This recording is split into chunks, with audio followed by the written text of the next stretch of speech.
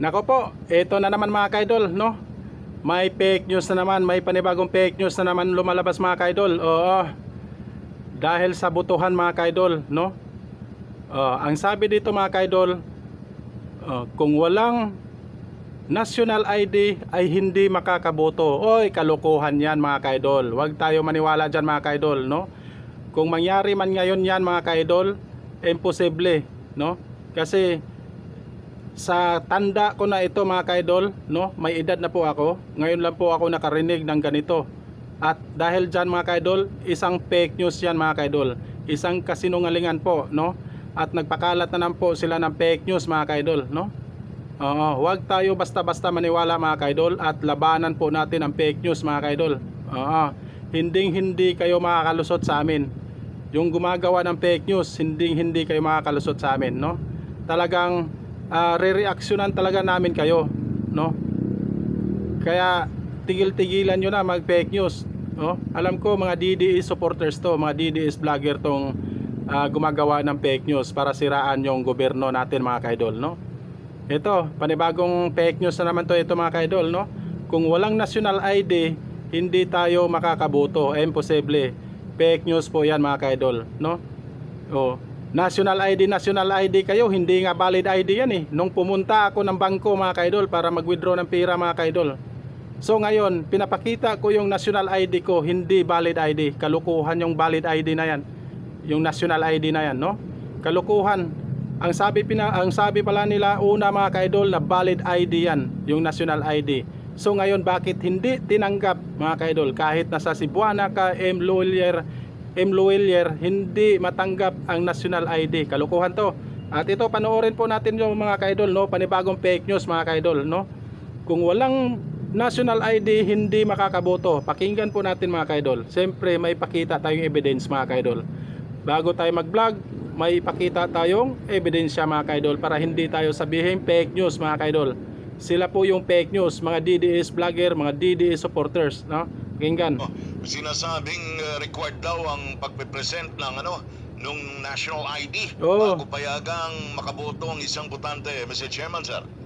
Kaagad po nating sinagot yan bilang fake news sa mga... Ito pakinggan po natin si si Attorney George Erwin Garcia mga kaidol, no?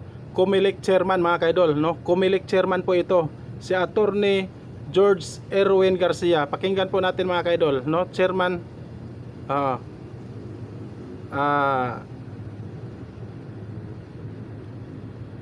Comelec chairman po ito mga kaidol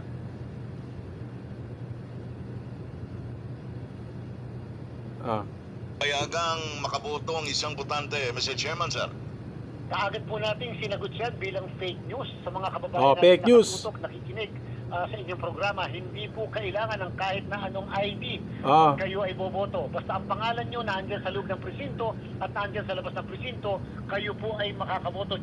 Hindi po kailangan, no? Yung ginagawa nila na fake news mga kaidol na kailangan ng national ID, hindi po kailangan. Kung may pangalan ka sa presinto, makakaboto ka mga kaidol. Labas lang po kung hindi ka na-rehistro. Kaya yung hindi nakarehistro, wala na po kayong kwenta. Hindi kayo makakaboto. Hindi po kayo hahanapan ng ating mga electoral board members, ng ating mga guro. Tama. Ng kahit na anong pagkakakilanlan. Basta po naandyan ang mga pangalan nyo, sumali po yun at hindi po totoo. Tama. Seryoso po yun yung paglalabas ng impormasyon na kailangan ng national ID. Sapagkat hindi naman lahat ay may national ID sa ating bansa. So again, hindi po kailangan ang kahit na anong ID. Kaya nga lamang po, Tama po. kung ako naman yung magbibigay ng payo sa mga kababayan natin, iba-iba naman kung meron naman tayo sa wallet net na kahit na anong ID, license, o kahit na student ID, maganda may dala rin tayo sapagkat baka merong isang watcher ng isang kandidato o politiko o mismong partido ang biglang mag-question sa pagkatao natin. Iba-iba namang may mapapakita rin tayo na ako talaga o kayo talaga yan. Kasi siyempre, baka yung pictures na naandun sa inyong mga, nasa andun sa mismong listahan natin, medyo bata-bata pa tayo ng konto, baka akala, hindi tayo yun. So therefore, iba-iba rin yung meron tayong government issued ID. Yan po mga kaidol ang sabi ni Attorney George Erwin Garcia mga kaidol, no? Comelec chairman po ito mga kaidol Hindi po kailangan ng ID pag bumoto kayo mga kaidol, no? Kalukuhan po yan, fake news po yan mga kaidol. Huwag kayo maniniwala mga kaidol, no? Talagang gumagawa sila ng fake news mga kaidol at sisirain talaga nila ang gobyerno. Fake news po yan, ha? Tandaan po yan mga kaidol, fake news, no? Kaya kami, no? Kaya yung gumagawa ng fake news dyan, mga DDS vlogger, mga DDS supporters, hindi kayo makakalusot sa amin. Tandaan nyo po yan. Kahit ilang libo pa kayo dyan fake news dyan, gumagawa ng fake news, hindi kayo makakalusot sa amin. Tandaan nyo po yan mga kaidol, ha? At maraming salamat mga kaidol. Bago tayo magtapos, isang like naman dyan. At sa hindi pa nakasubscribe sa YouTube channel, please subscribe sa my YouTube channel and click notification bell para updated po kayo sa panibagong update, panibagong upload ko mga kaidol. Upload na tamang katotohanan at bawal tayo ng fake news. Labanan po natin ang fake news. Maraming salamat and God bless po sa inyo mga kaidol.